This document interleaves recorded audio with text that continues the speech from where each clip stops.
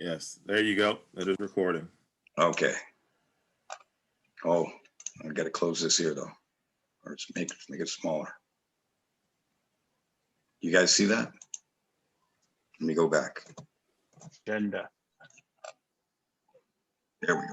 Yeah, we're on your title page. Okay, there we go. Well, I want to welcome everybody to this monumentous occasion. So it's the 2021 NorCal Region 1 Referee Development Program meeting, March 15th, 2021. And does anybody want to volunteer just to take a couple notes if this is being recorded, but there's something that if we decide to vote on something, would someone volunteer to actually take a few notes on that? You can tell us in the chat if you're willing to do that. Okay. Rich, I'll do it. Rich, I got you. Oh, go ahead. You gonna do it, Daryl? I heard someone else volunteer before me, and I don't want to take the opportunity away. I was sneezing. It's you. It's all you. It's all you, Daryl. Thank you. Okay. Rich, you let me know whenever you want something committed to Record. the minutes, and I will be more than happy to document it. Thank you for volunteering, Daryl. Sucker. Okay, so welcome. Please be sure to have your video on and you are muted. Thank you. So tonight's agenda. Who would like to volunteer to read? Unmute yourself and tell me, raise your hand, or we don't have to raise your hand here. So I'll just call in somebody that's got a nice voice. How about Steve Larson? Would you like to read our agenda, Steve? I can read that for you. We're going to go to the introductions of guests. Who are you here? Answer a few questions about your club. Belmont United Referee Program, Greg Snow will comment.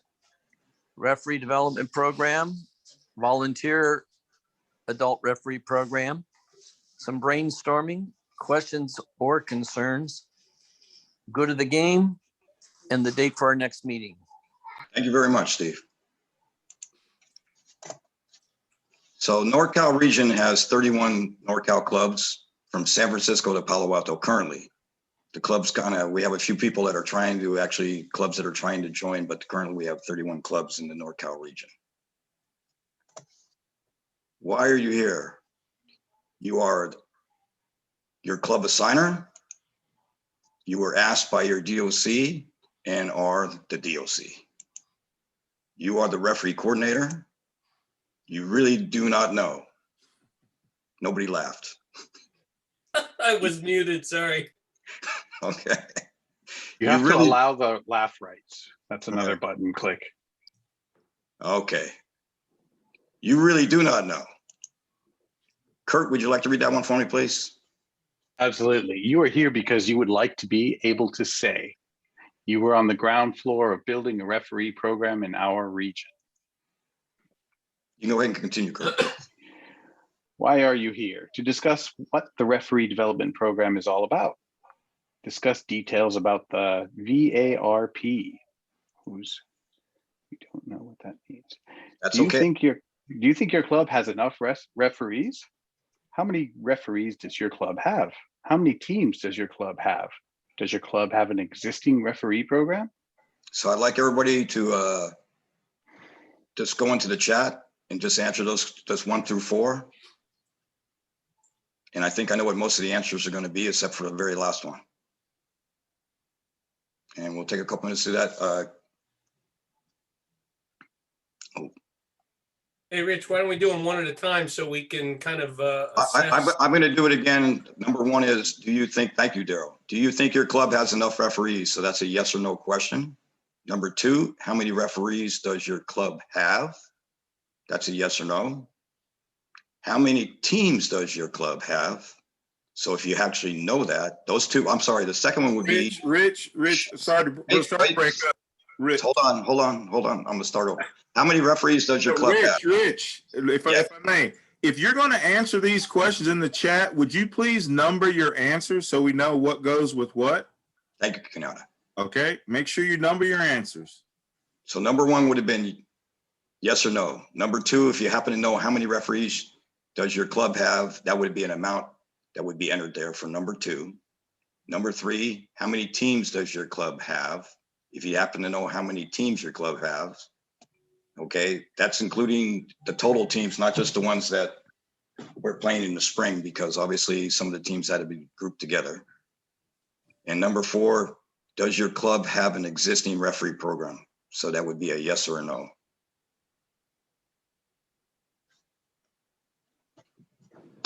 Thanks for slowing me down, Kenyatta. No worries. It's the morning teacher in me. This is.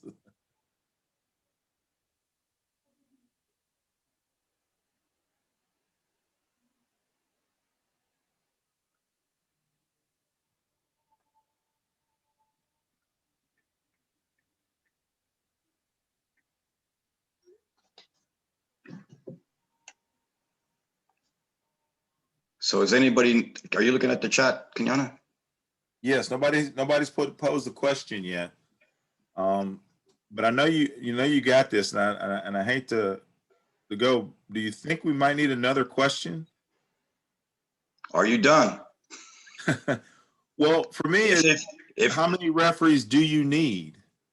no, we're not going there. That's part of the presentation, but thank you. Look at that man setting you up, just knocking it out of the park. That's right. Hey, Rich, how about Yes. how many referees are you currently hosting in your club? Well, that's, you'll see, Steve, that's going to be answered in our presentation. Yeah. Because I can set them up, Steve Larson. You leave alone. That's my job for tonight. Making them good. okay. So you guys can always go back to the chat if you didn't have a chance, actually, because we have our next person that's coming up is the Belmont United referee program. So that was right after if we look at that, does your club have an existing referee program? Well, Belmont United does have an existing referee program, and Greg Snow is going to share that with us right now. All right, Rich, you need to stop sharing and then I can start sharing. Sounds good. There's Greg. All right. Everybody able to see my screen? Yep.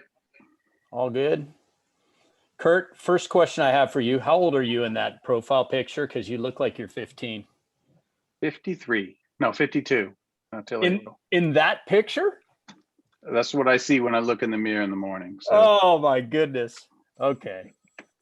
You are looking 15. I love it. So, all right. Anyway, so first off, yeah, my name's Greg Snow. I'm a referee within Belmont United and certainly have refereed for a lot of other clubs here locally on the peninsula. I spent, I don't know, the first 15 years of my soccer volunteering world, mostly coaching and sometimes refereeing, and took a team all the way through U19, graduated those guys out. Some of those guys are playing college soccer now. And in the last like 2 years, I started getting a lot more serious about refereeing. And the, I guess, coach slash mentor side of me from a training perspective has really transitioned into helping create a youth referee program and an overall referee program for Belmont United. And you know, I've actually collaborated with several of you folks that are on this webinar today. So some of this stuff won't be brand new, but certainly happy to share with everybody what we're doing. And I'm hoping that, you know, I'll get as many ideas from others that I give. So makes sense, hopefully. Let me advance, maybe. Okay, so that's me.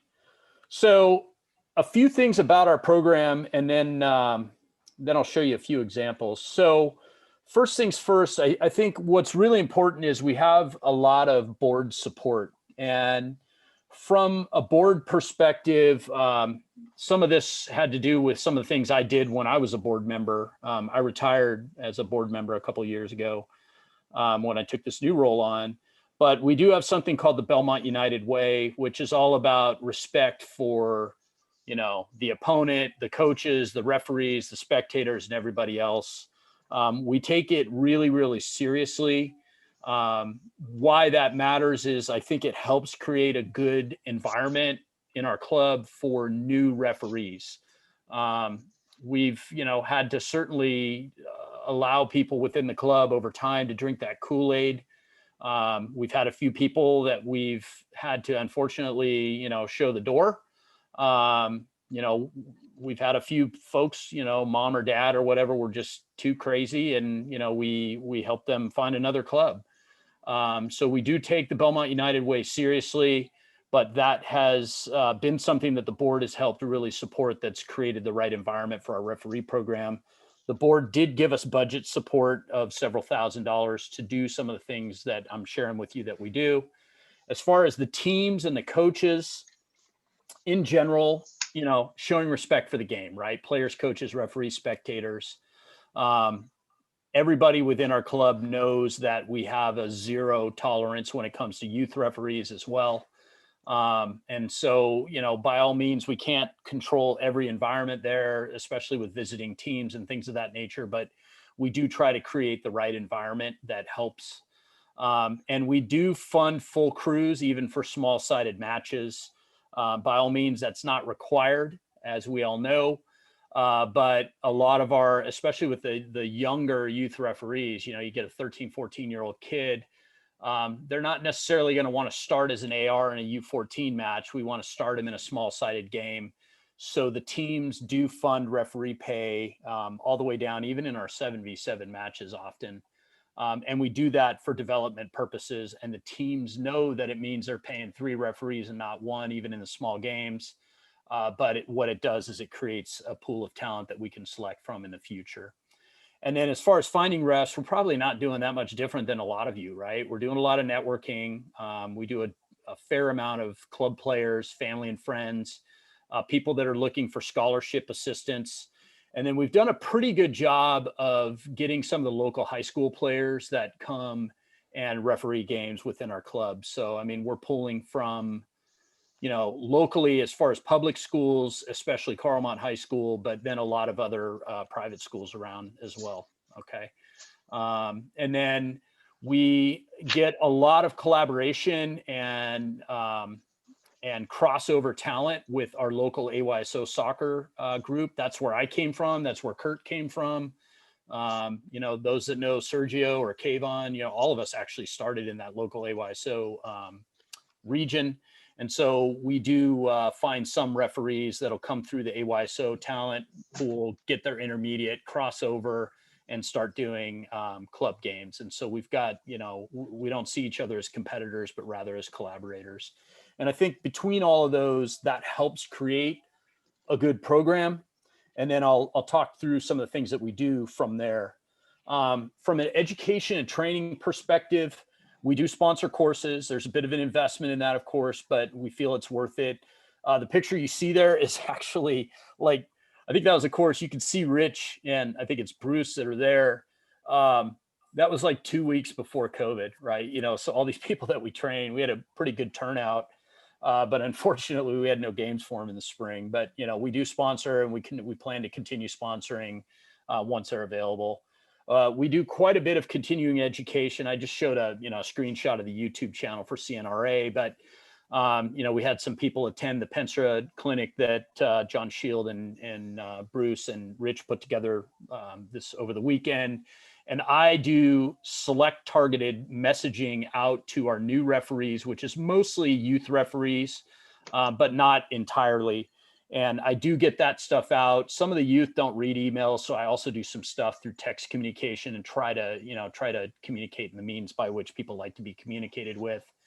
And then we do sponsor annual trainings. The picture you see in the lower right is an example of a training where we had John Shield come out about a year and a half ago, when at the time new laws came out with respect to cards for coaches and things of that nature. And we invited referees, coaches, parents in. And interestingly, that training ended up creating 10 new youth referees for us. So there's almost some cross-selling that goes on, but we do try to do annual meetings as well. So we try to educate and communicate as much as we can.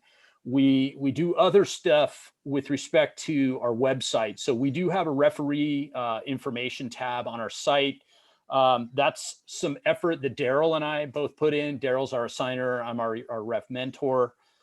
You can certainly go to the site. It's belmontunited.net and take a look at what we put together. But I've just got one screenshot of just the top of some of the information. But that's, you know, I think the parents and adults are probably reading web content more than the kids, but it does give some good information about, hey, you know, what do you do for a uniform? How do you get in, you know, how do you get instruction? How do you sign up? What do we pay? How do you secure a ref mentor? What do I do if I've got an emergency and need to communicate? You know, all of that information is all on our website. So we try to keep that pretty consistent. And then, you know, now that we've educated them and we've brought them up and gotten them uniforms and things of that nature, what do we do from there? First things first, from a mentor perspective, I make it a habit to either myself or some other senior referee to always be there when we have a new referee, especially if they're a new youth referee. First time they AR, first time they move from AR to referee, we will be there. We're also there as needed. They know that it's an open door policy. Sometimes I'll hear from a coach or from a parent or from someone that, you know, we need to give somebody some help. And so we'll try and get out there. And other times they'll reach out to me and ask for help. And I've got no problem doing that. I can't always be there. So, you know, I've certainly got other people that are helping me in that regard. Already talked about what we do from a nurturing perspective and that we start everybody in the small-sided games. From a communication perspective, we try to really teach a lot about pre and post game, in-game communication, you know, looking at every stoppage, et cetera. But then as the referees are moving up, we are also experimenting in headsets as referees. I've got a set and I'll bring them out. And, you know, I did that a couple times with a set of I had a crew of youth referees that were getting really good. They were starting to do, you know, pretty advanced matches. And I brought out the headsets and, you know, to them that was really cool, and learning how to use the right verbiage on the comms and all that kind of stuff. And then, you know, I do a lot of work with Daryl, especially on ratings, because, you know, we do a lot through self-assign within Penstra. And if they've got a rating where they can't assign themselves anything, right? So we do a really good job of trying to do the right rating for them so that they can assign themselves at the right level. I got a couple screenshots down below that just show an example of some of the videos that I push out. I have my own YouTube channel, and I publish out playlists every time that I have a meeting with the new referees to educate them on all the various different things. And I'd be happy to show you guys that in a minute. If we've got time, I can show you a couple examples. And then we recognize the referees, right? So we do monthly pizza parties. We get decent turnout, usually, you know, 15, 20 kids will show up to these pizza parties. We've got different topics to discuss. You know, we'll have one on, you know, recognizing offside. We'll have another one on, you know, appearances and how to do the right things. We do support new uniforms for game count. When the referees hit 20 games, we will reward them with up to 2 different new colors. A lot of times blue and green are the ones they choose. We do the nice expensive OSI ones. I had Kayvon print up a bunch of different ref log books. I hand those out ad hoc when I see the referees out on the field. I had Kayvon do a couple hundred. And one reason that I think those log books are important is with a lot of these youth referees, we'll have them for a few years and then they go off to college. And what I recognized in working with them is that a lot of them weren't keeping a good logbook. And when they go to college, a lot of times they're in a different region. I had one kid, he played for me. I ref mentored him as a referee in addition to being his coach. He had gone to St. Ignatius. They won a state championship in soccer, but when he went to college, he went to Boston. He was actually playing lacrosse at Tufts. And, you know, he was a fairly advanced referee. We had him at like a 6-7 rating in Penstra. And when he went out to Boston, he didn't have his game count. So he literally like had to start over, and you know, he couldn't even get like, you know, 7v7 games. And so one of the things that we're doing is trying to get the people to start logging all that stuff. And then I have some socks and whistles and stuff like that I carry in my truck. And if I see somebody that earned it, I'll reward them on the spot. So those are all different things that we do in our program that I just, you know, wanted to share with you all. I've seen that there's some potential ideas out there that, you know, maybe we will adopt as well. But, you know, some of the things I just shared are what we put together, prior to COVID as far as our referee program.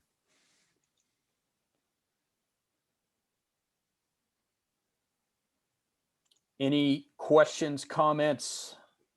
I could stop sharing. If you guys want to see an example of like the YouTube playlist, I could certainly share that. But otherwise, I'll just pass it over to you, Rich.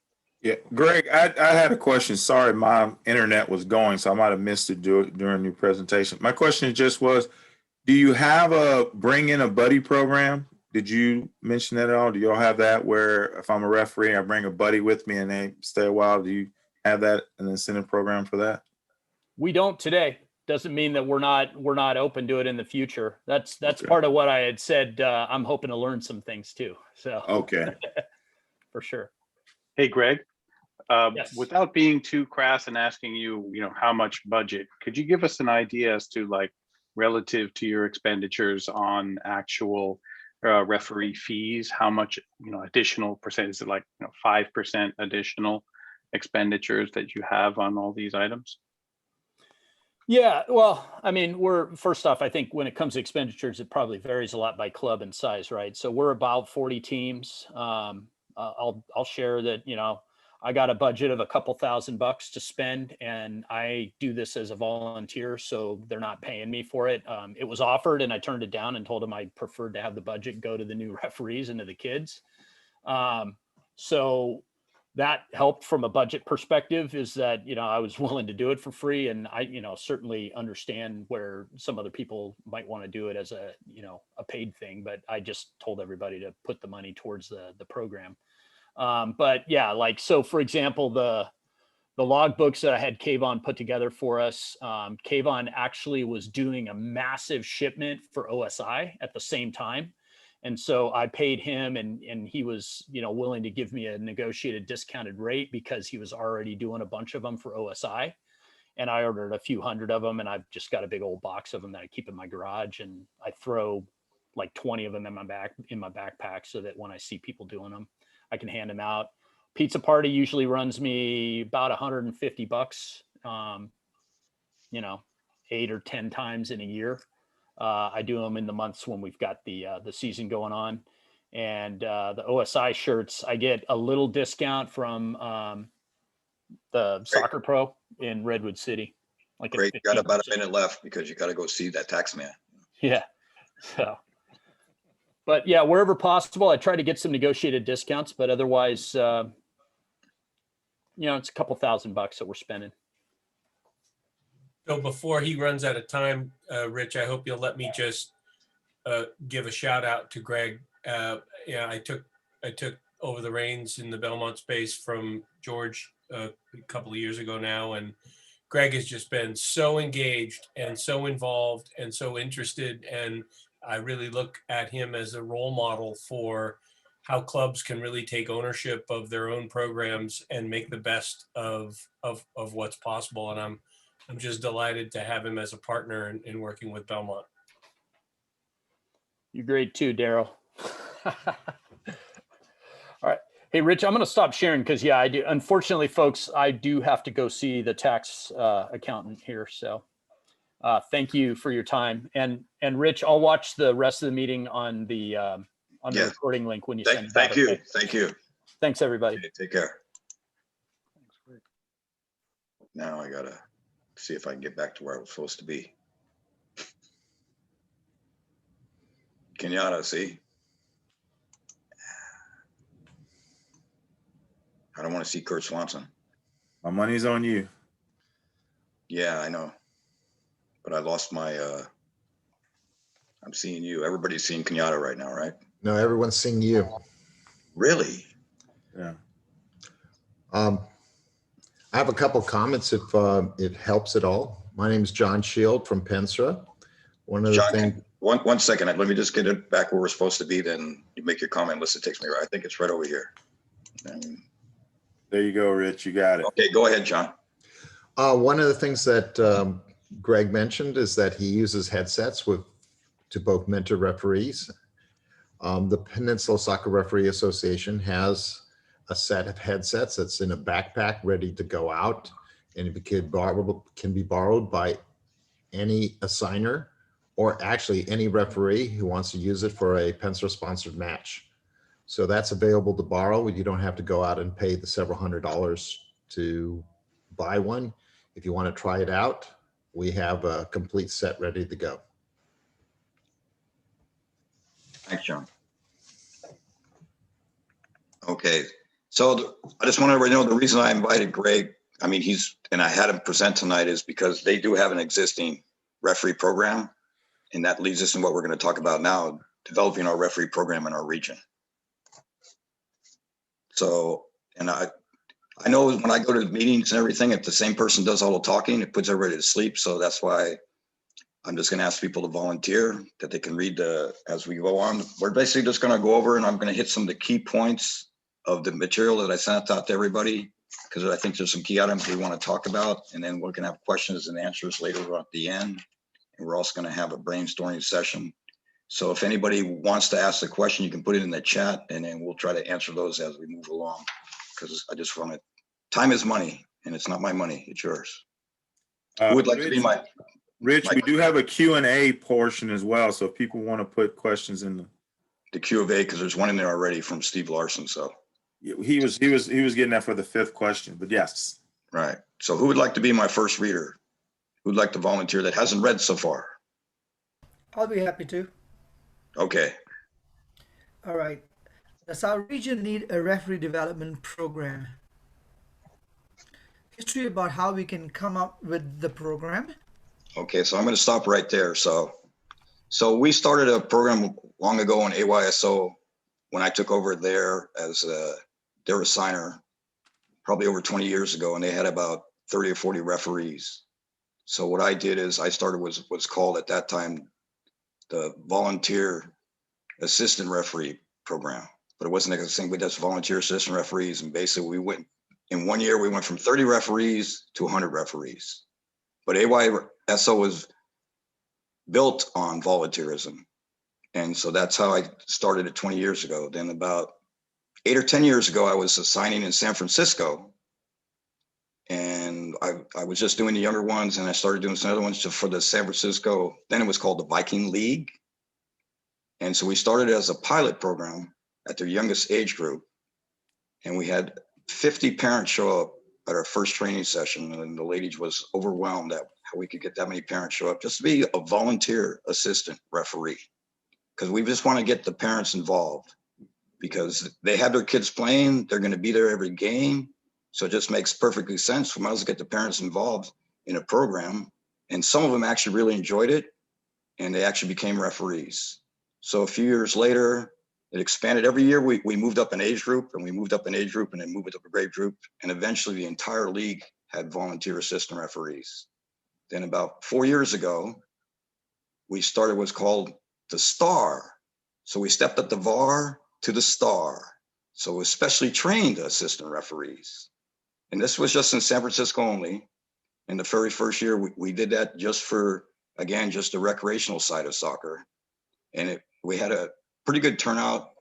And we had about 120 or 150, I think, stars at that time. The next year, we expanded it to all the competitive teams. And that's where we really stepped it up. And at that point, we had a small committee. So this is not something that Rich Fern invented. It was like we're doing tonight. You're going to be our new committee. But we had a committee in San Francisco. And that's how we developed this program that we're talking about. And how we came up with, they said, the only way we can get parents to actually step up and do this, we're going to have to charge them a fee if they don't want to do that. And that's what's incorporated. You'll see in the referee program when we go through that. So if they can't get a parent to actually help us out, then they have to put some money into the referee program. And that went really well. And then what happened is there's a young man by the name of David Reardon. He made it even more, he made it mandatory that everybody did it. And that's how we came up. Well, if they weren't showing up, they had to pay a fee and things like that to make sure that we're getting people involved in our program. And so you'll see some things that we went from there, but that was just a brief history of how we've got from VAR, STAR, and now we call it the VARP, because people get confused when you see VAR. but at the time there was no VAR. So it made it very confusing. So we might come up with a new name of what we're going to call these parents. And that's something we can talk about later. So you guys can think in the back of your head, and maybe there's something we want to call these people that are actually going to help us out. Remember, they're adults and they're volunteering, right? But they're going to be part of the referee program. So we'll go. Okay, Rich, we have two things for you in line with that. One, I do believe is a comment, and it's since we're in a webinar format, everyone can't see everyone else, is what I understand, and so they'd like to know who they can be talking to in this. So that's one thing. Lucero has a question. Lucero, do you want to ask your question? Because I'm not understanding it. I would be only inferring from the question the way it's written. So you want to? Yeah, can you guys hear me? My question is like, what do these parents wear when it comes to it? Just because of COVID, I don't think they'll be wanting to share pennies or anything like that. But I was interested in, because I know that referees wear like a uniform. So if you're a volunteer assistant referee parent on the spot, or do we plan this ahead? What would you like them to wear? Think about it, and you're going to answer us when we go to questions and answers toward the end. Okay, I want you to think about it. Everybody can think about it, because in San Francisco, they all wear a hat that belongs to them. It says they're a star referee. When I started my program back in San Bruno, we gave everybody a t-shirt, and it said volunteer assistant referee on the front of the t-shirt. And on the back, it said trained volunteer. You could become one too.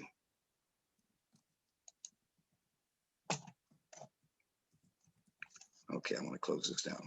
Where's my reader? Will it work? That depends on how much time and energy everybody's willing to put in. But I'm guaranteed, I've had it work so far. The success rate, the history speaks for itself. It worked in San Bruno. It works and it's still working in San Francisco. So I'm sure we can make it work in our region. Okay, it's just we all have to put effort into it, and the more effort we put into it and energy, it's going to be a much better, productive program from everybody, and I think a very positive experience for everybody that participates, the coaches, the players, the parents, and it just make a more fun, enjoyable game when they're out there. That's my own personal opinion. Let's get started. Anybody needs to take a water break, now's your chance. And then when we return, we'll be back. We'll start in a minute, and then we'll have a new reader.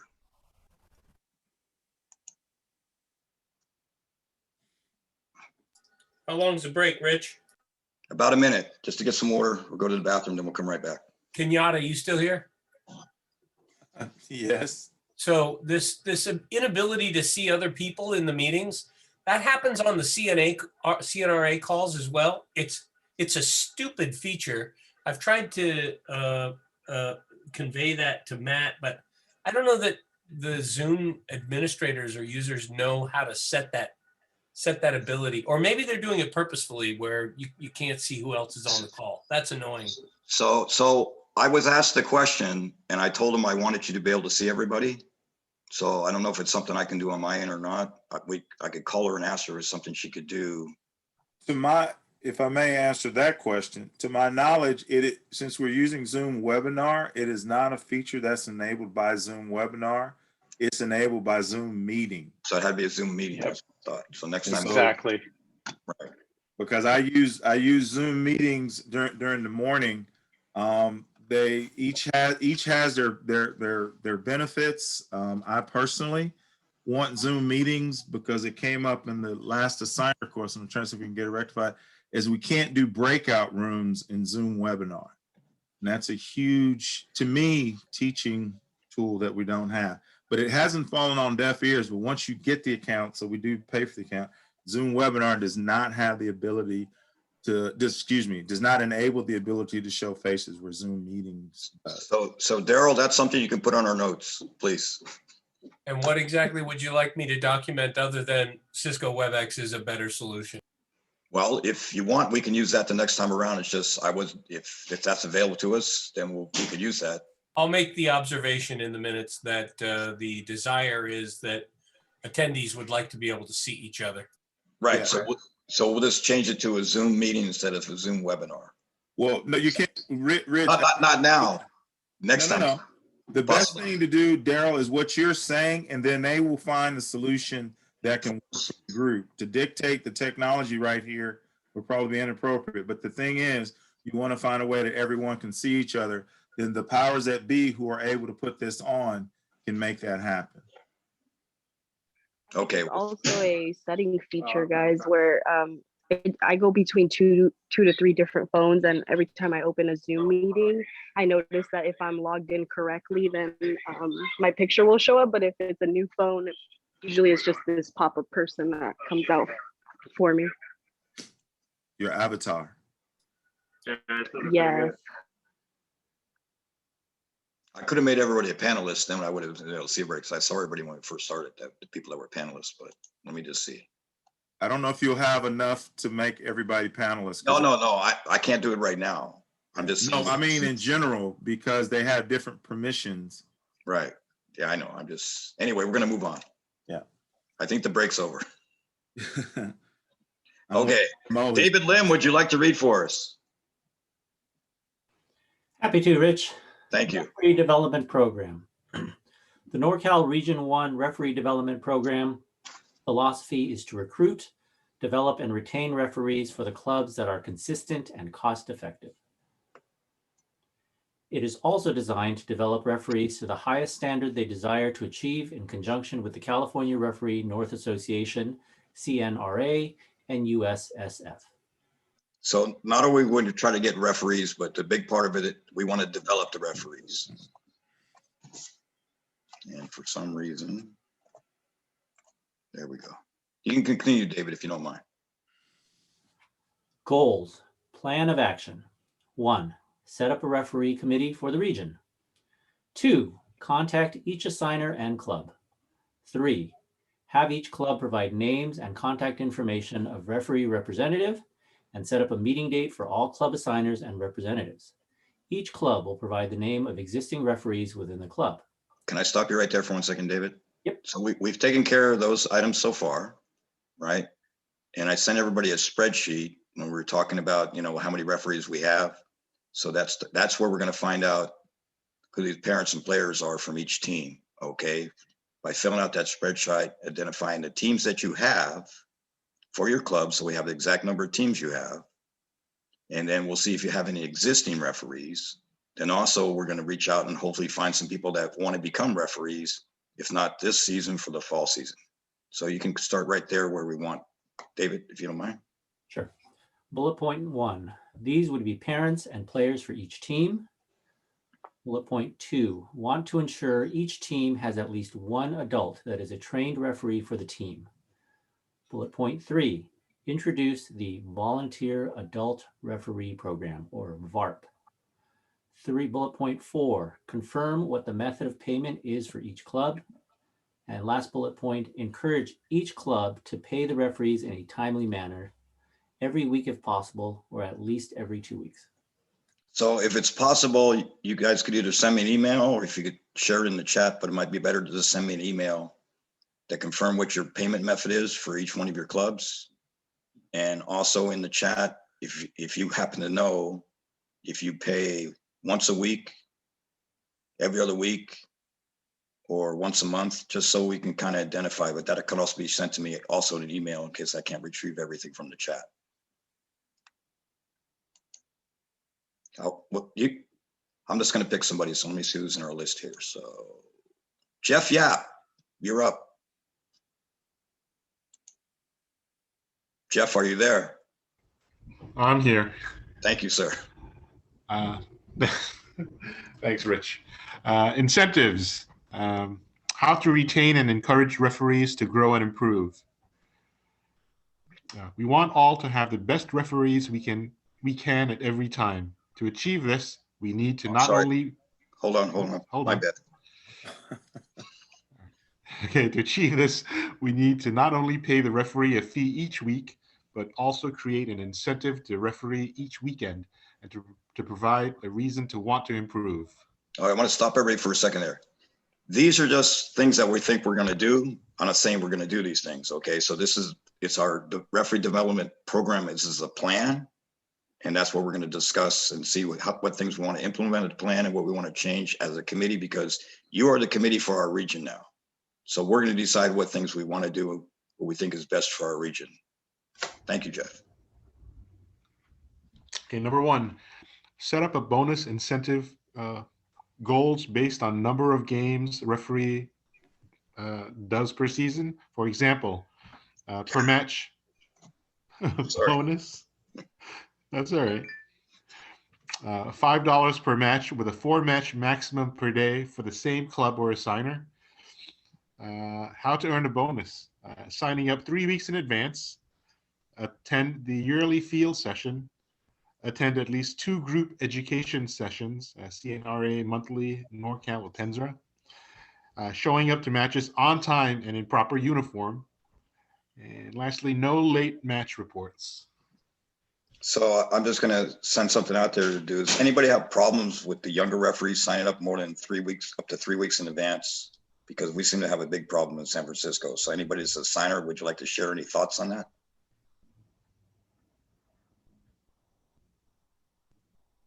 Don't everybody speak at once, that's on a signer. Well, Rich, as you know, in NorCal, often we have match reschedules. So the referees are hesitant to sign up for games weeks in advance, because they assume that whatever they have on the schedule is going to change. So they don't want to really commit, say, 3-4 weeks in advance, although we keep asking them. You have told them it's okay, that they could give the matches back if they have a conflict, if they have to play. But still, referees and parents are hesitant to commit that far in advance. Okay, thank you for sharing, Jeff. We need a new reader. Someone can volunteer so I don't keep throwing up the screen. Lindsay, are you there? Maybe not. Who would like to volunteer next?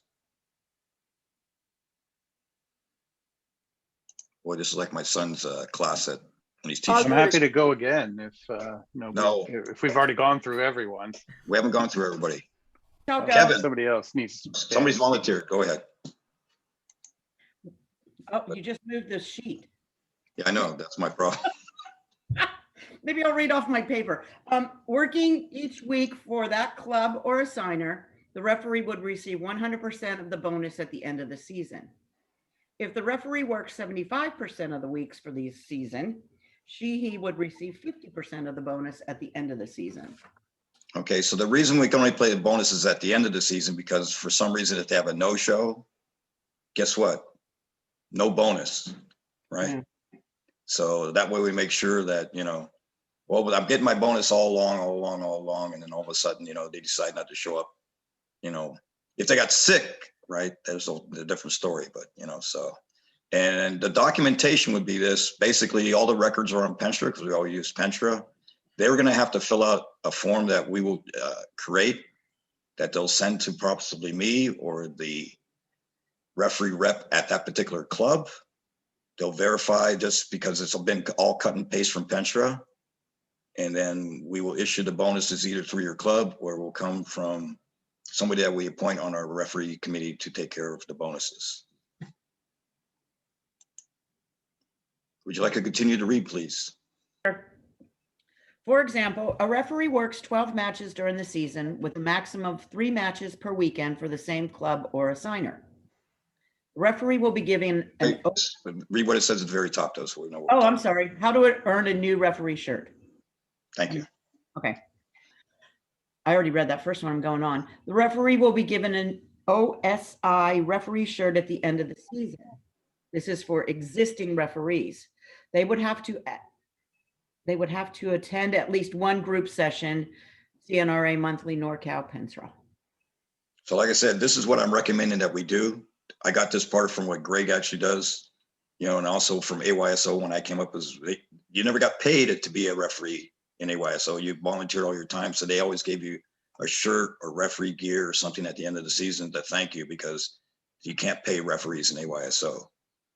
And if you give somebody a shirt, rather than give them a gift certificate to go somewhere, chances are they're going to continue to referee, because not only did they get paid along the way, but now they got a nice referee shirt. Would someone else like to read?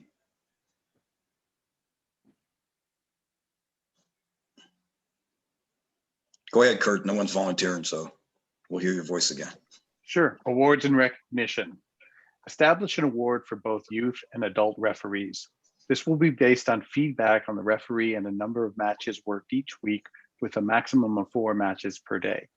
First place, plaque and monetary award, $100. Second and third place, plaque and monetary award, $50.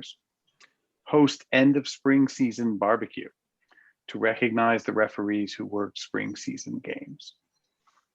I was thinking maybe we could even have a play day where the referees would come out and actually play, you know, at our barbecue, where we get to actually play. You can continue, Kurt, please.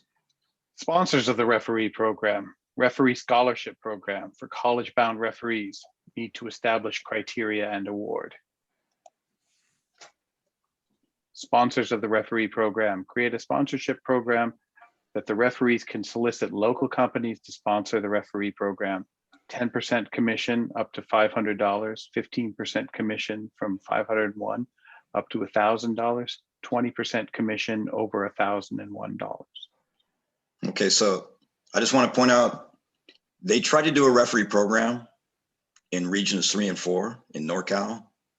And the main problem was the person that was trying to do the program didn't actually know a lot of people, because he had moved here, hadn't been established as long as Rich Fern has, and many of the signers and everybody that actually is involved in our meeting tonight. Most of the people here have been established in soccer for a long time. So we have people that have been around a long time. So I'm not saying we have to do these programs. Where I'm going with this conversation though is, so that's what they tried over there, but they didn't have the backing of the DOCs. He talked to them and it really didn't go very far. So what I did, I went to the DOC meeting when they were getting ready to start play again. And we actually did this a year ago. So this program was supposed to roll out a year ago. And I went to the DOC meeting. At that time, there was a lot of money sitting in a budget they hadn't spent yet. So what did I do? I asked for the entire budget that they had to spend for it, because they haven't spent the money yet. I said, well, we'll use that for referee development, our referee program. This is great. And they said, well, that's great, Rich, but you know, we're supposed to spend the money on some other things too. So I've been told by Mo's fine, if Mo's still here, when we get to the end of this part of it here, NorCal has money that they need, that they want to spend on a referee program. So once we get this thing rolling, they're going to help us, but we have to put our effort into it. And so we'll get some money to help do some of the things that we want to implement for our program. I just wanted to point out to everybody. Then someone else can read this, because who would else like to read that hasn't read yet? I'll do it, Rich. Okay. Can you just read what we're going to be talking about next? It's the very top there. Acquire referees and mentors. Each NorCal team is required to have at least one adult referee. All the teams for referee candidates and create a list to manage and track. This will be done by the club referee representative or referee coordinator assigner. For any NorCal club, the referee pool will generally come from their own teams. There are 4 basic sources for a NorCal club and its teams. And Steve Larson, could you read the next slide for me?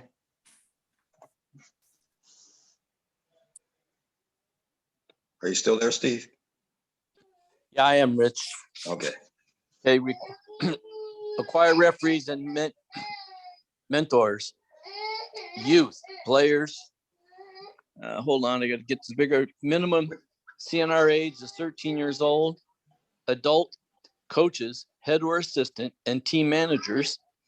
Adult parents or other adults associated with the club and or team. Steve, I'm gonna stop you right there, because you got to take care of the child right there. Yeah, that's okay. So who would like to take over for Steve? I'll go ahead. Grandpa's busy. Okay, go ahead. Rich. Thank you. Other adults who are not associated with the club or any teams college players, or ex-players plus adults with a soccer background. The first three sources are the most likely source of referees for a knockout club team. The fourth can produce referees, but they do not have a vested interest in the club and or teams. Right. So can someone, I'll ask the question, who has the biggest vested interest in the players? Can someone answer that question? Parents, Thank you. coaches. Thank you. The parents, okay? They have a vested interest in their team that their child plays on, right? So that's going to lead us into something in a few minutes, but you're going to continue to read the next slide too. Yeah, Rich, just Yes, I'm sorry. Cam, just want to make sure we get two things. One on your slide, just one correction. The minimum age of 13 is not CNRA. That's actually USSF. 13 is the minimum age. But CNRA is the enforcing governing body in California, so that's why I just use CNRA. Okay. But thank you, Kenyatta. You're welcome. And we had two other things. Yin Shin had a question about the commission. Sorry, that commissions are not allowed for fundraising for nonprofits, but I think that was money for the referees or Young Shin. It's small on here. And Daryl, can you write that down? It's probably get it off the chat. Yep, happy to do so.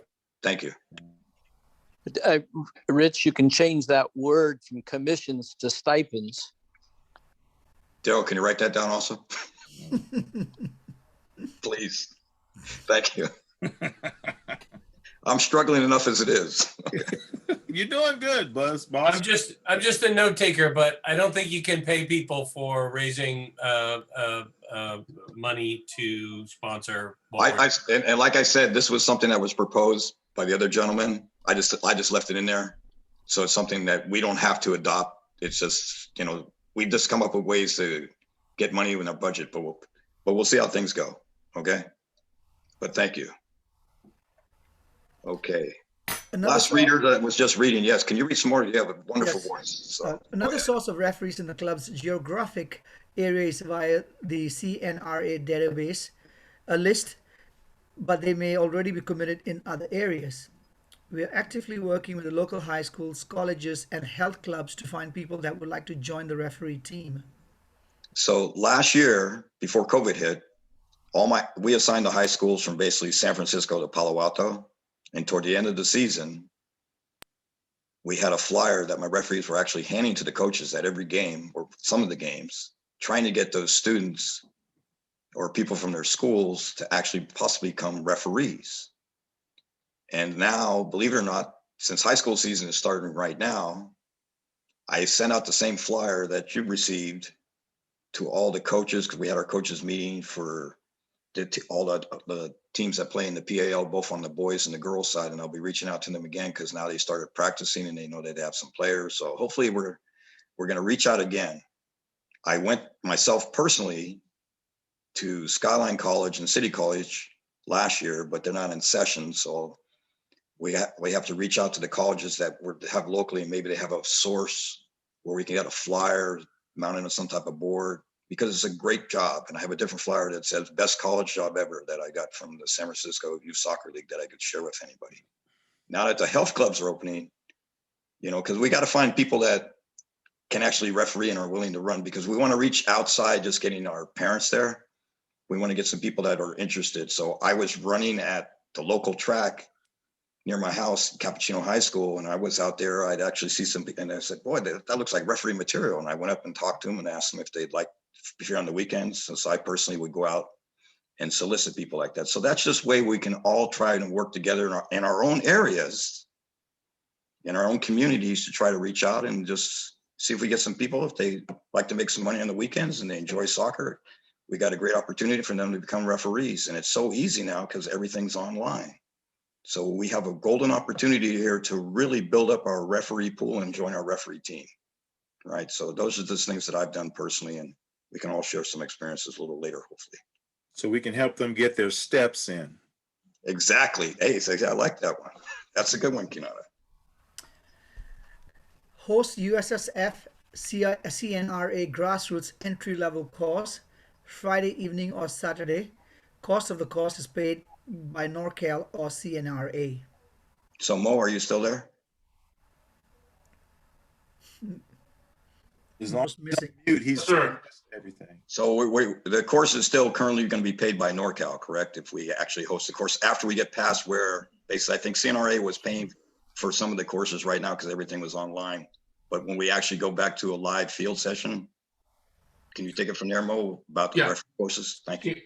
Okay, so CNRA is currently taking the courses to the end of April with one link that they have and the multiple dates that they have for the virtual field session. That is accurate.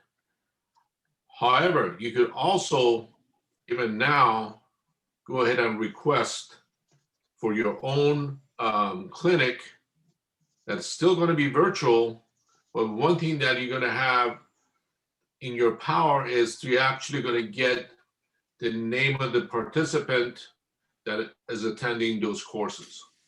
Now, once we go past April, and if CNRA decides to go ahead and actually allow to have gatherings as a field session, yes, you could contact me, and I would be more than happy to sponsor your course.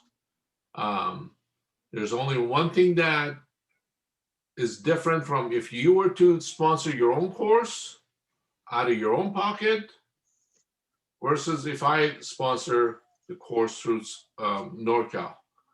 If I sponsor through NorCal, you will not be getting any mentors assigned by CNRA to your referees. That's the only difference, okay? So if you do, again, it's a little bit more explanation, $150 out of the $300 that you would be paying goes towards training the new referees within your club if you coordinate it properly through Samantha Moose and your assigner. That makes sense? Yes. Hey, I forgot to. Rich, What? can I just play that back? Because I want to make sure that one, I understand it, and two, the audience understands it. The fee that's paid for the course includes essentially the prepayment of mentor fees for the referees that you mint out of your course. Is that correct? That's correct. Basically, it's about $150 usually. Correct. Okay, so I apologize to Mo and Steve and Kenyatta. I didn't do my intros in the very beginning because I was waiting for everybody to get here. So the gentleman just speaking, can you tell us who you are, Mo, in case they don't know who you actually are, please? Well, my name is Mo Shafai. I'm an assigner. I'm also the referee coordinator for NorCal. And my job is to make sure all the assigners for NorCal clubs are certified current year. So I do check things out, and Derek is fantastic in helping me out to making sure you guys are certified. And I have to throw it again that Derek is doing a fantastic job and, just taking care of us real well. So he does a lot of hard work. I'm grateful to that. Mo, can you let them know who Derek is so they understand? That's the guy. Derek is the state registrar for CNRA, and Samantha Moose is the assistant registrar for CNRA. She also has the level, she's entry-level coordinator for referees. That's correct. Mo is my boss, basically. He's the El Jefe of all the region.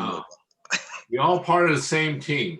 We're here to help you be successful and everything else. And I want to just put one thing out there. If I have a couple minutes, Rich, the training of the new referees, this is something that I'm after with vengeance this year. I am approaching to NorCal to set aside a budget for mentoring new referees on a NorCal soccer league. I'm also going to be approaching each RAC. For instance, Rich Fern is a representative of RAC for referees in Region 1. We have 9 regions. I want each region that we have to ask the leadership within that region to set aside budget for training new referees.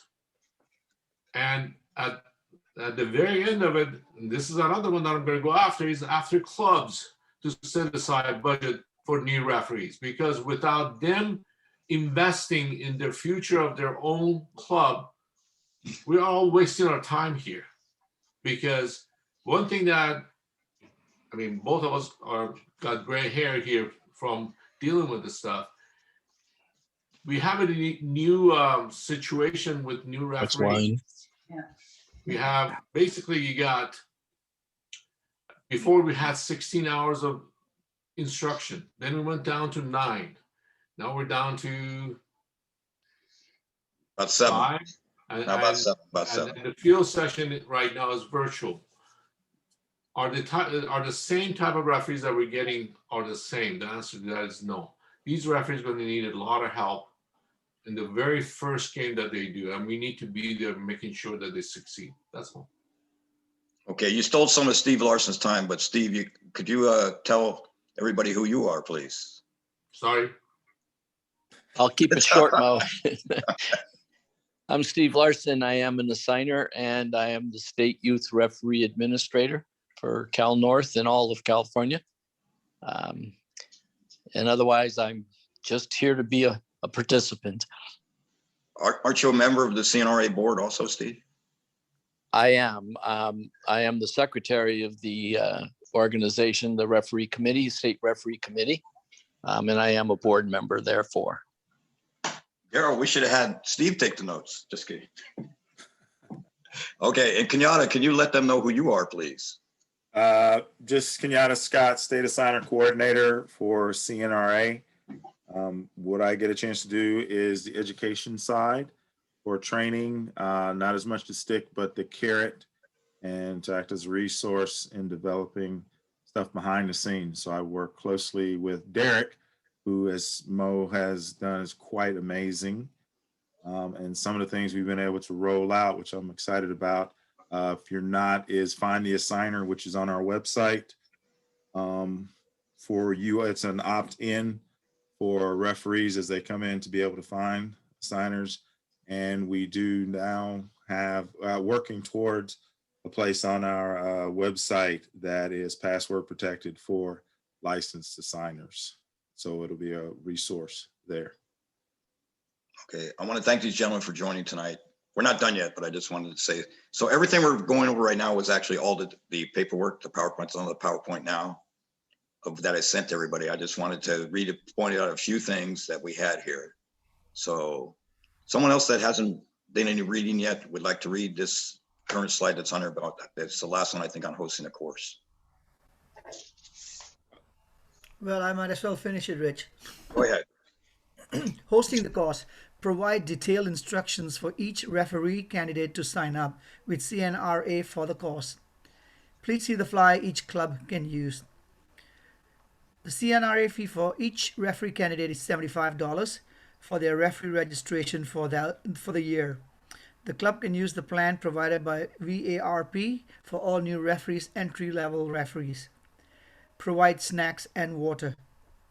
So that's what we're expecting in our region. If you're going to do that, you know, you're going to get the word out. And I gave you a flyer. You can do whatever you want, but we just want to start getting the word out to your clubs. If they use Team Snap or things like that, so that we can promote and try to get some more referees in here, and we can talk about that at another time. I just wanted to expose everybody because we have a great opportunity here with everybody coming off COVID and to get some referees in our system. And if we can't get them now because they're concerned, we can at least get their name, and then we can get them in the system sometime after July.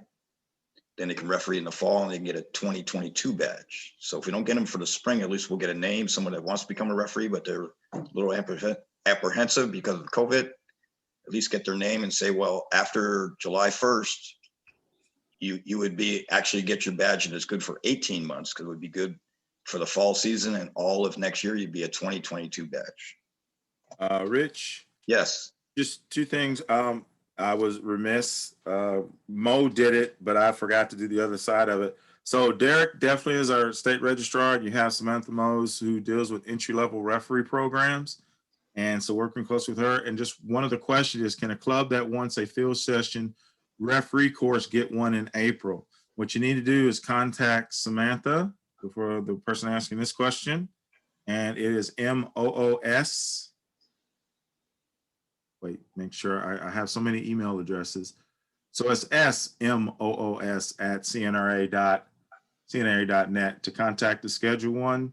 And What sort of turnaround time should you expect a response for, Kenyatta? Well, can I stop both of you there for a second?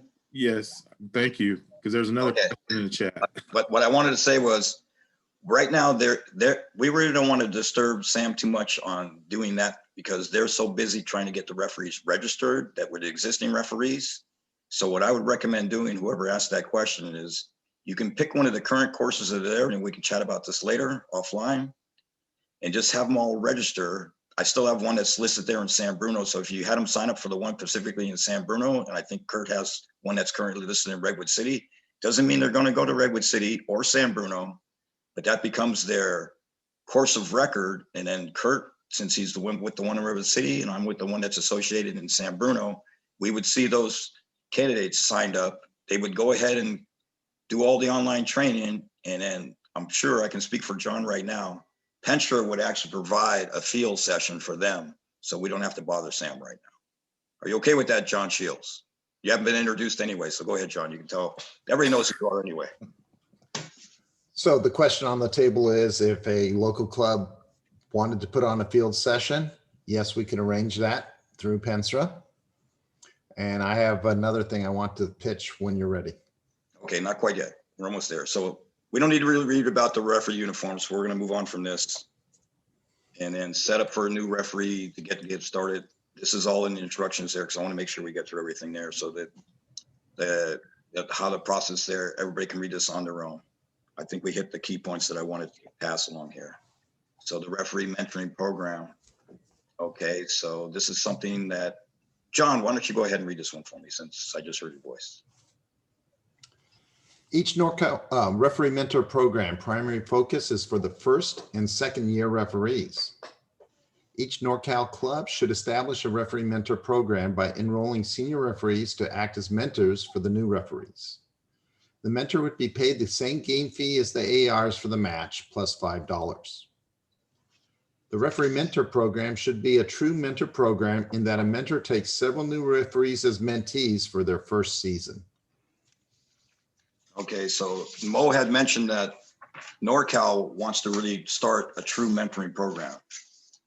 And that's what we want to do here. And so that if we can present our program, which is pretty much spelled out already here, I think we can go and ask for some money when he asked me how we plan to proceed with our mentoring program, and we can just fill in a few more details. And I think we'd be ready to go to start our mentoring program within our own region. And this is all on us, so we can read all this later. I just threw it in there in case we wanted to cover it, because we can check all those details later. Well, I spent a lot of time moving all these things around, so, but that's okay. I want to get to the next part. It just talks about the seconds. Go ahead. Rich, while you're sliding around there, I'm real quick, like you would be remiss to not put in your referee fee. Anybody over 18, including mentors, have to put up $30 for a 2-year background check through USSF. Correct. So this is like right near the end of the referee program. It's the last page. So basically, John, can you just read this one for me, please? Referee mentor program, real close to the last page. Categorizing referees. We can categorize the referees as beginners, their first year, which would cover 2 seasons, spring and fall. Intermediate referees that are in their second and third years of refereeing, and advanced referees who are in their third and more years.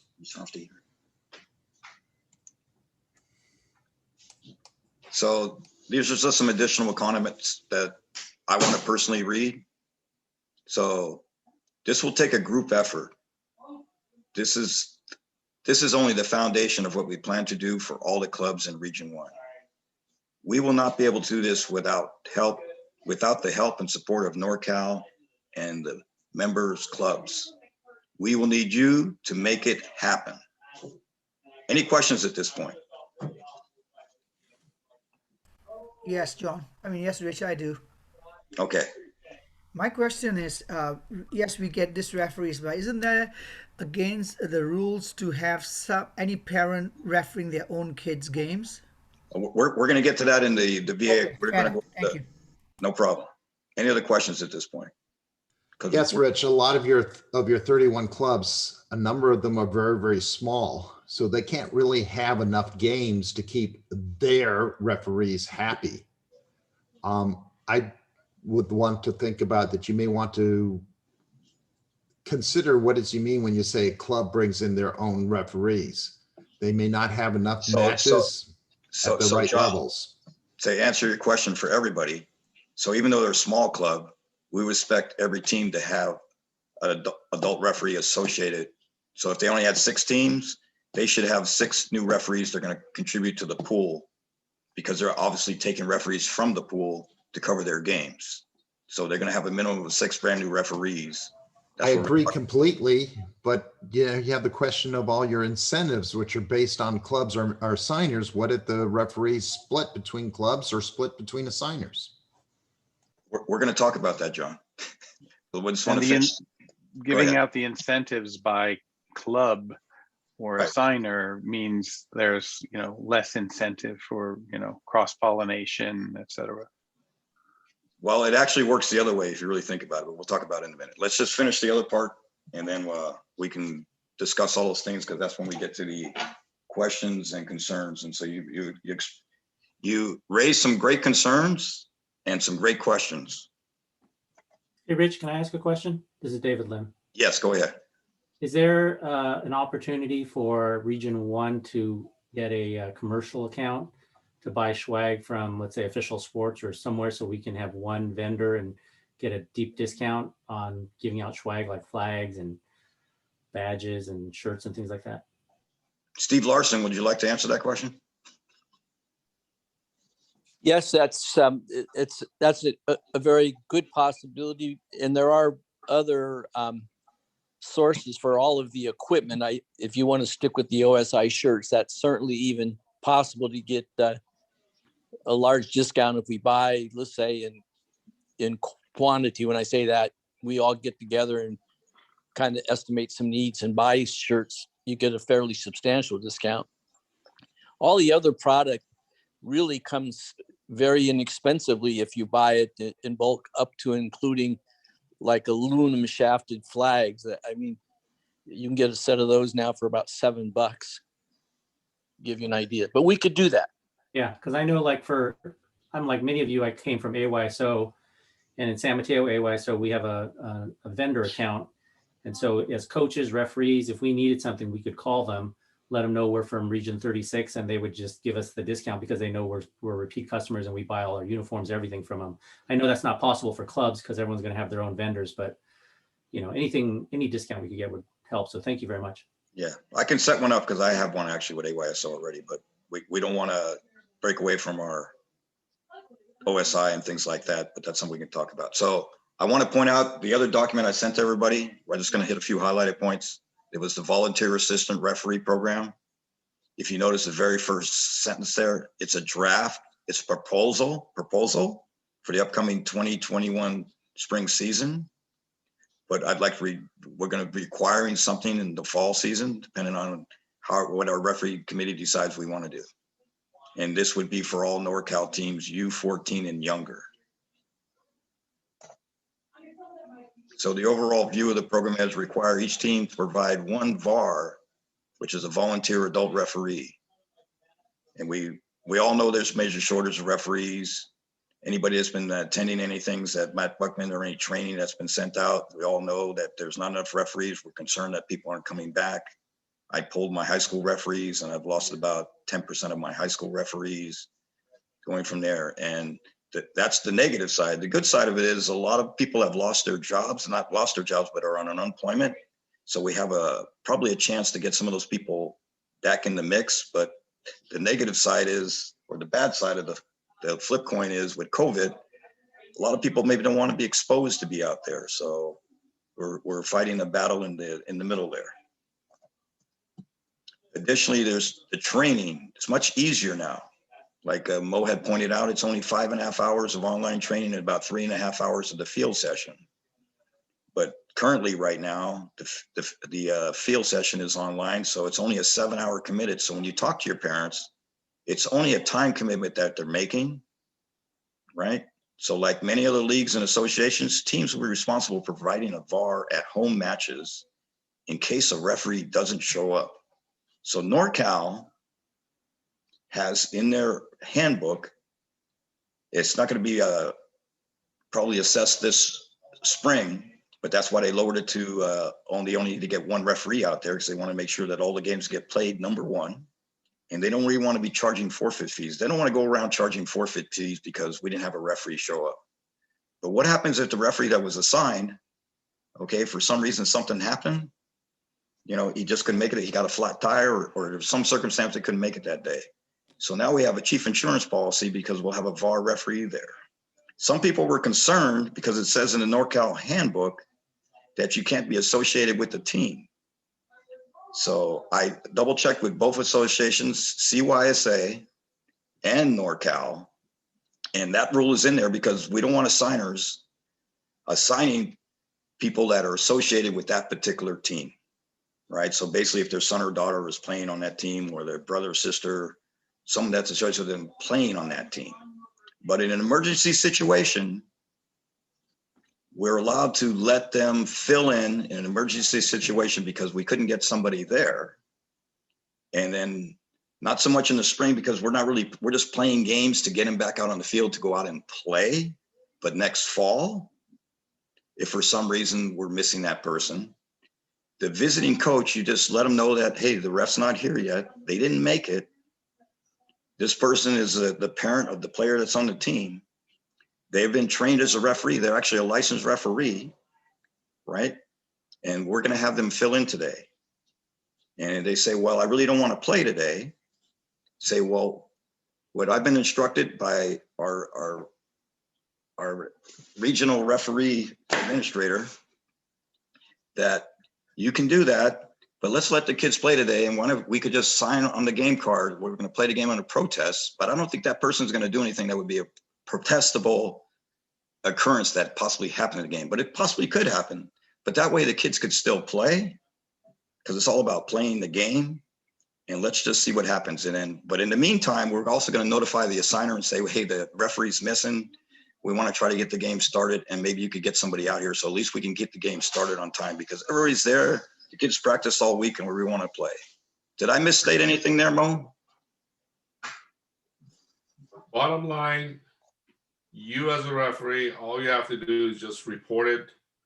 It is not up to the signer or anything like that. It's up to the PAD committee and the league to make a decision whether that game is going to be a protestable game or forfeit or any of that stuff. Right now, all we want to do, just like, you know, Rich is saying, we want the kids to play. That's it. Okay, Steve, is that the same way on Cal North? Are you kind of feel the same way? Yes, actually in Cal North is permissible. Okay, thank you. So there's some requirements to be a VAR. They should be 18 years of age, not be an existing referee, because it's great they want to become a VAR, but we're trying to get more referees in our pool. So it's great that, you know, they want to help us out and be a VAR, and they can act as a VAR at a game, right? And fill in if they want to. But since they're a referee, they might as well get paid for it. And they have to complete the preseason training of some 9-hour, at that time it was a 9-hour referee course. It's currently 7 hours. They have to pay $75 to become an official licensed grassroots referee. Plus $30. Plus, thank you. Plus $30. Okay, but we're going to reimburse the, so how can you earn your $75 back and more? Who would like to read this for me right here? Someone that hasn't read yet, please. Everybody participates. All right, this is LD. I'm going to read. So, volunteer adult referee program. NorCal will reimburse. Okay, sorry, I saw the mouse pointing to the lower part, but NorCal will reimburse the $75 registration fee for anyone that becomes a referee in the VAR program for the first year, and uh, referees a total of 5 or more games in the same season. This can include games including acting as VAR or matches for which the person was actually assigned as a match official.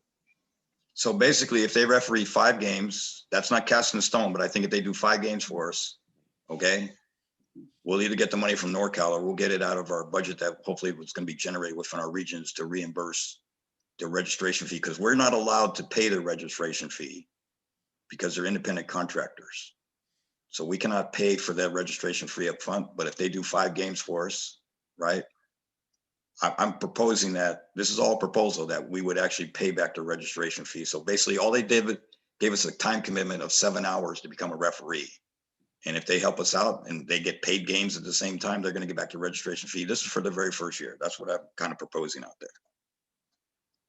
The VAR can also sign up to officiate other matches that they're not with their own team. So this is, if the referee referees 6 more additional games during the season, they will earn a bonus of $45 to cover the cost of the uniform. So I think $45 will cover the basic kit, the shirt, the socks, and the jersey, but we can talk about that later. This is just something I'm proposing. So basically, if they've done 11 games for us during that season, and we can make it 1 season, or we can make it a calendar year, whatever we come up with. Basically, they put some money back in there, but they got all their money back. And if the team is unable to find somebody to attend, this is what my committee came up with in San Francisco. It was a group of coaches, referees, people associated with the clubs, and Young Shin can share this because he was on that committee. The team will have to pay a fee of $300 for those teams. Young, is that what we discussed in San Francisco way back when?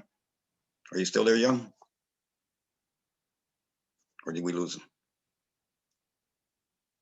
Was anybody else here from San Francisco that was? Hey, Rich, yeah. let me help you. We got some stuff in that Young doesn't have audio, but the answer to your question is yes. And we have another comment I just want to make sure you're aware of.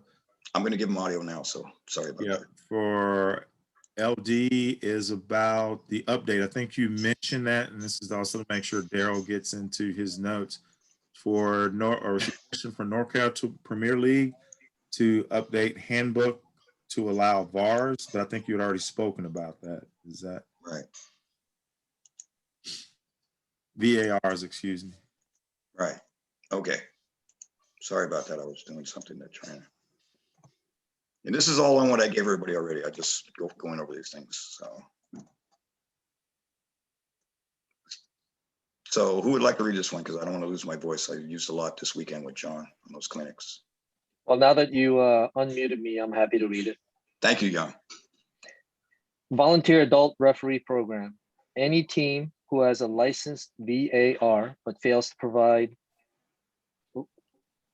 Slide, the word is covered by my little video icon there. Fails to provide. I'm assuming that's one when called upon. Yeah. When called upon at a home match, i.e., a no-show, 2 or more times in a season will pay the above-mentioned fees of $300 respectively. All fines will be applied to referee-affiliated programs, including recruiting, clinics, and reimbursement of VAR registration costs. Young, can you share why we had to add that clause in there about no shows? Well, yeah, basically the penalties there to enforce, a proper behavior. This was the stick part of it, I guess you can call it. Right, because the VAR not only is there in case of filling in for a referee, but they have other duties that you'll see that we would like to perform at the games. Go ahead, Young, just keep reading for me, please. Sure. Additional requirements. Parent referee representative. Each team to designate a parent referee representative at each match. The representative does not need to be the same person for each game and should be apprised by the club, coach, or VAR on sideline spectator rules of conduct. So, Young, can you share what their responsibilities were? Do you remember what the parent referee? Sure. Go ahead. So basically, we would like so each group of parents representing one team to have sort of a representative to kind of ensure that rest of the parents on their team is behaving properly and, you know, representing the team properly. So kind of passing the, enforcement of parent behavior, spectator code of conduct to the parents themselves and let them police themselves. So I think this is going to be really important with the whole COVID mass thing that's going on. And, you know, basically the coach and the spectators on that side of the field, that if we could get those parents identified at the matches, since the games will be starting, that we have somebody that's over there that the coach can call upon, right? So you can be helping the coach out, because the coach is busy coaching your team, that basically they're just making sure that the parents are providing, actually doing what they're supposed to do at the game in that particular city, because some cities have different stricter standards than other right now up and down the peninsula. So we just want to make sure that we're not exposing any of our children, for the safety of everybody, to behavior that shouldn't be happening at the matches. So go ahead, Young. The coach or team manager is responsible for identifying the sorry, you can't see that. Representative to the referee prior to the match starting, preferably at check-in. The representative is responsible for managing the behavior of the team's parents during the match. Yeah, basically what we just said. This actually really ties into the whole COVID and about paperwork being handed off, and then that's something the assigner can let each club know. But basically, Mo, do you want to chime in what's supposed to happen with their paperwork and how we're handling the check-in this season, as far as at this point in time? Yeah, basically I did send out a guidelines to all the signers, so you already have it. You want to basically not to have so much interaction with the coach. We are going to be moving to electronic check-in possibly by fall season. So if you have the managers read out the names instead of you guys getting involved, they know who they are and everything else. You just want to very briefly check their equipments without touching anything or anything like that. So that's really about it. Again, both of these leagues that we have set up, a play date number 1, which went through March 6th through April 11th, is just to get people back on the pitch, including us. And then another league starts from, April 14th all the way till May 31st. You could expect more games being offered on the second one, simply because everybody was caught with their pants down, unfortunately, the best way to describe it. And so there were no fields. We still have an issue with fields. So anyway, at least that's good news. We're going to have more games coming up. Does that cover it for you, Rich? Yes. So Daryl Dringman has told me, we're over on our time, but I think it's important we just finish this last little bit, and then we'll go through some questions and answers, because I just wanted to get this out there to expose everybody to what we're trying to do. And so the club referee representative, each club to have a referee representative to be the main point of contact between the club and the NorCal referee committee, right? So basically, that's probably everybody that's at this meeting tonight. So if you're going to be the referee representative for your club, that's great. But if you're the assigner filling in for somebody or the DOC, then you should try to still find us the referee representative for your club, because that's the main contact person that we'd like to possibly make these things happen. And that representative will ensure the teams provide the name and contact information for the proposed VAR candidates. That doesn't happen right away. The only thing we're looking for right now is actually just the total number of teams and the total number of referees each club actually has on that spreadsheet I sent to everybody. Ensure all matches for all teams within her club will have a VAR present. So they're going to try to make sure that we could get some VARs out there. So we'd like to maybe move forward with this possible proposal. Maybe not everything, but we can see that. But we could actually maybe get through tonight and maybe make a quick vote if we can decide it. If not, we can vote later on after everybody's had a chance to review it, make some comments, and we can do a vote at another time online, and they can just get back to me after we make a few tweaks on what we currently have. proposed for the volunteer assistant referee program, and also the name of it, if we want to change the name of it. So now we're at the point where our agenda, where we're getting to the questions and concerns, the brainstorming, and the good of the game in the next meeting. So I'm going to jump ahead to the good of the game. I want to personally thank John Shields for all the time and effort he put in this weekend to have 5 basically shake off the dust. Okay.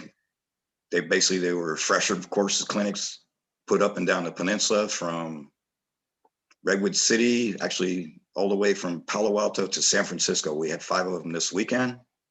John did a great job setting it up. And I would just wish that now that we have more representatives, maybe we could reach out. Everybody had opportunity to invite any of the referees there. And that's where we'd like to have the representative from each club. So when we send out that information, it trickles down to the people within your club, to the teams and the referees that you have there. That's why we want to know who the existing referees are for each club. So that information is the best way we can get to, because you're the best direct contact with your club. And rather than us sending out these bulk emails all the time, I think we have a referee representative for each club. The information is going to get out there, and we're going to have even more people than we had this weekend. So for the good of the game, I thought John did an awesome job for us. So my hat goes off to John for all the efforts he puts in and all the time that man puts in at Penstra. So at that point, any questions or concerns, if we have any sitting in the chat or the Q&A, and then we can just discuss the next meeting. John, I just need, I know that someone has asked about this virtual meeting suggestion, and I don't know what that means, so I want to put it in the notes. I just need someone to re-articulate that, please. Okay. Are there any questions? You can unmute yourself if no one's speaking, and you'll be the first person to ask the question. And we'll do our best to answer it. Question about the referee program. So there's a couple of us in the team that have kids in the clubs. The VAR, like I don't care about the financial stuff, but if I am a referee and it happens to be that there's no referee there, and can I be a VAR for my child's game, even though I'm an experienced referee, or like I've had more? Are you a licensed referee? Yes. So if you're a licensed referee, when I'm at the game, if we're missing a referee, I usually go up to the visiting coach first and ask if there's a licensed referee here, because we're missing somebody, right? Perfect. And that's our standard operating procedure because we always, that's our first number one priority. The referee's not here yet. So let's see if we can find somebody that can get to do this match. And at the same time, the home coach, who's responsible for making sure the referee crew is there, right, is hopefully called their assigner and say, I'm at Mayfield today, and there's nobody here. Where are my refs?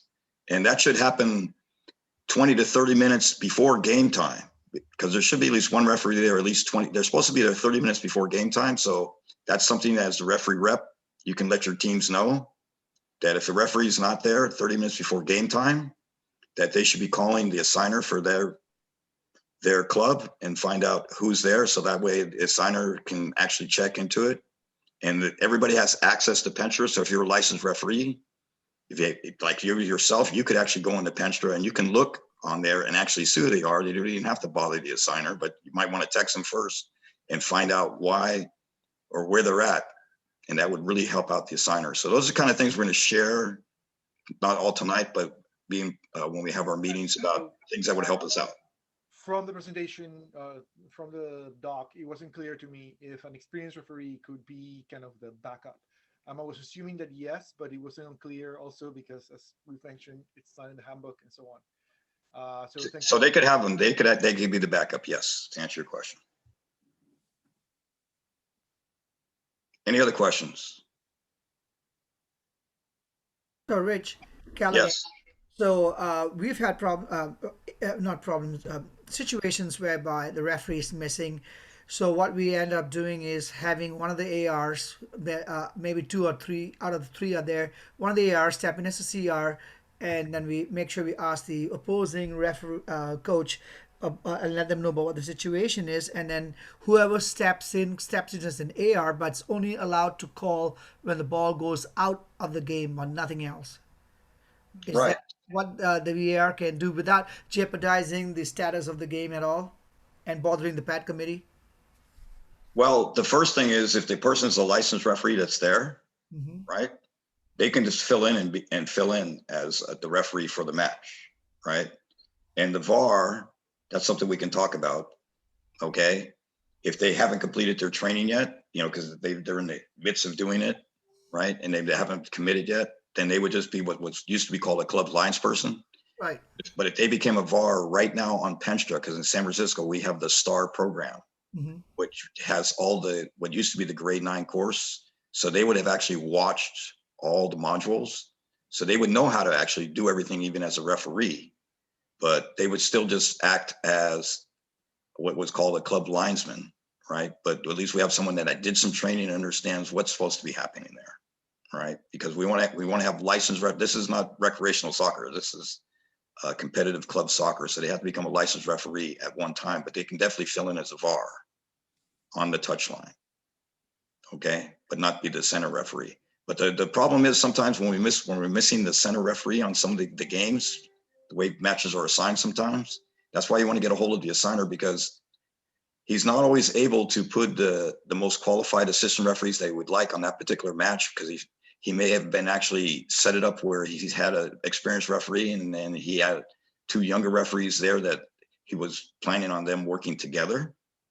So you definitely want to contact the assigner whenever you're missing the center referee, if they haven't shown up for the match, then so that they're aware of that the center referee didn't show up, and then he would probably talk to those referees anyway and see how they feel comfortable. Because the worst thing that could happen is we send somebody out there as the referee, and then we wind up losing that referee. That's the worst thing that would happen. So it'd be best to contact the assigner at that point. Do you agree with that, Daryl? Always, whenever there's any kind of an issue, you got to get your assigner involved. Absolutely. Thank you.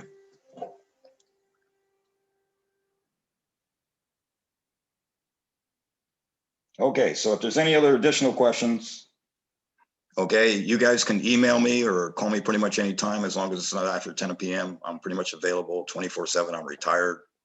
And I want to thank everybody for participating tonight. Like I said, this was just rolling out what we had. I'll go ahead and hang in there for anybody else that wanted to stay and ask me some questions right now. But I really want to thank Mo Shafai and Steve Larson and Kenyatta Stott for actually attending our meeting tonight. It shows that the people that are very high up in our state have interest in our region. And I think they have a lot of interest in seeing how our referee program is what's going to happen with our referee program in our region. Would you like to close with anything, Mo? Thank you, Rich, Daryl. I really appreciate your time and effort in this.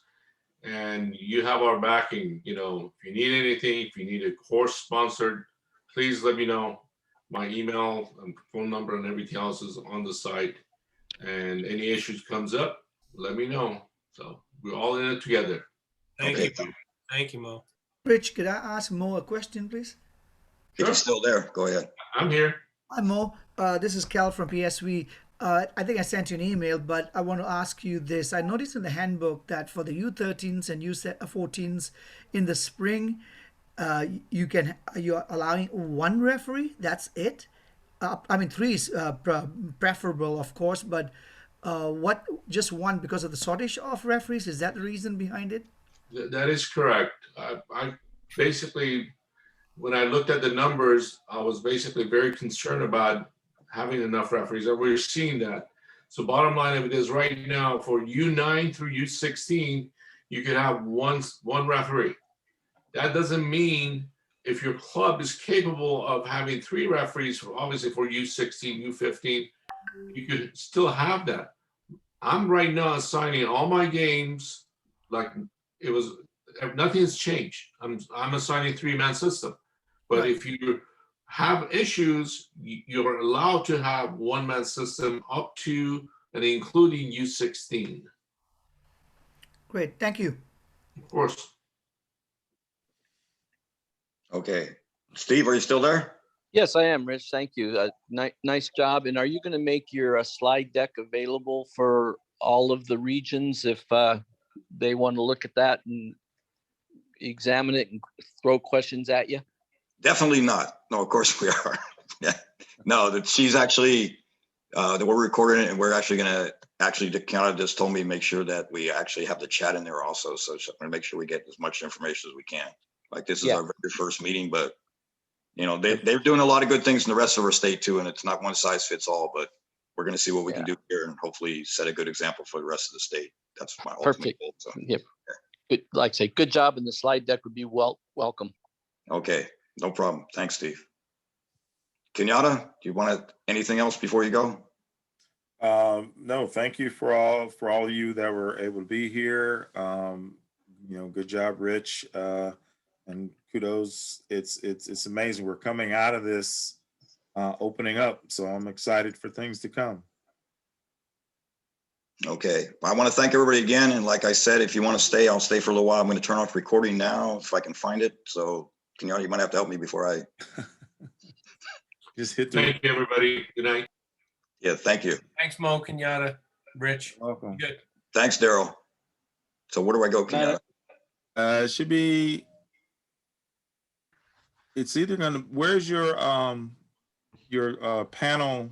It's at the very top right now. I got mute, stop video. Yeah, that's it. Okay.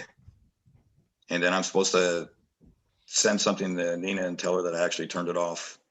Yeah, but make sure you stop video. I hit stop video. No, it's still recording. Yeah. Let me see if it's somewhere else then. Yeah, left click. Stop video, he didn't stop recording. That's two different actions. Oh yeah, thank you. That's true. That is true. Is that Jimmy? LD, Luis David. Okay. You can tell, see, I'm not the most professional person to. It takes a while to figure, like I used a different brand. So I used a Google one. So if I was using this, I had no idea what it can do. So while you're still here, could we use the Google one where you could set up a meeting for us and we don't have to bother NorCal and then everybody could see everybody? Is that possible the next time around? Absolutely. I'll set out for you guys. Yeah, like our AYSO region. Anyways, yes, and we have a business one for AY. So, we can do the breakout groups and all the stuff that the Gmail, the free one, doesn't have. It's all good. You're still recording. So. Yeah, I'm looking. So let me get off this screen and maybe let me stop sharing my screen and maybe I'll. Yeah, stop sharing your screen. It should pop up. Okay, right there. There it is. Yeah. Okay, stop. You want to stop to stop cloud recording. The